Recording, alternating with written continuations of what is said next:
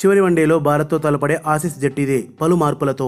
Bharat Australia మధ్య జరుగుతున్న one day series రసవత్తరంగా మారింది. 3 వన్డేల సిరీస్లో ఇరు జట్ల చెరో మ్యాచ్ను గెలుచుకోవడంతో 3వ వన్డే నిర్ణయాత్మకంగా మారింది. ఇప్పటికే స్వదేశంలో టెస్ట్ సిరీస్ కోల్పోయి పరాభవంతో ఉన్న ఆసీస్ వన్డే సిరీస్ను ఎట్టి పరిస్థితుల్లో గెలుచుకోవాలని చూస్తుంది. మరోపక్క టెస్ట్ సిరీస్ గెలిచి 2వ వన్డేలో కూడా ఆటగాళ్లందరూ ఫామ్లోకి రావడంతో మంచి ఊపు మీదున్న టీమిండియా కూడా చివరి వన్డే గెలిచి సిరీస్ను కైవసం చేసుకోవాలని చూస్తుంది. రేపు అనగా శుక్రవారం మెల్బోర్న్లో జరగనున్న వన్డేను ఇరు జట్లు ప్రతిష్టాత్మకంగా తీసుకున్నాయి. ఈ క్రమంలో ఇవాళ ఆస్ట్రేలియా టీం మేనేజ్మెంట్ పలు మార్పులతో జట్టును ప్రకటించింది. అడిలైడ్లో జరిగిన వన్డే మ్యాచ్లో భారీ స్కోర్ను కూడా కాపాడుకోలేకపోయిన ఆసీస్ బౌలర్లపై వేటు పడింది.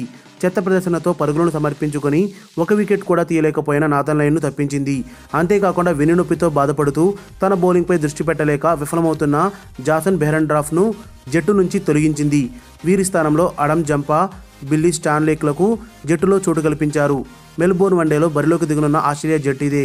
Aaron Finch captain, Shaun Marsh, Usman Khawaja, Peter Handscomb, Alex Carey wicket keeper, Marcus Stoinis, Maxwell Richardson, Peter Siddle, Adam Zampa, Billy Stanlake. మరిన్ని అప్డేట్స్ కోసం మన ఛానల్ని సబ్స్క్రైబ్ చేయండి.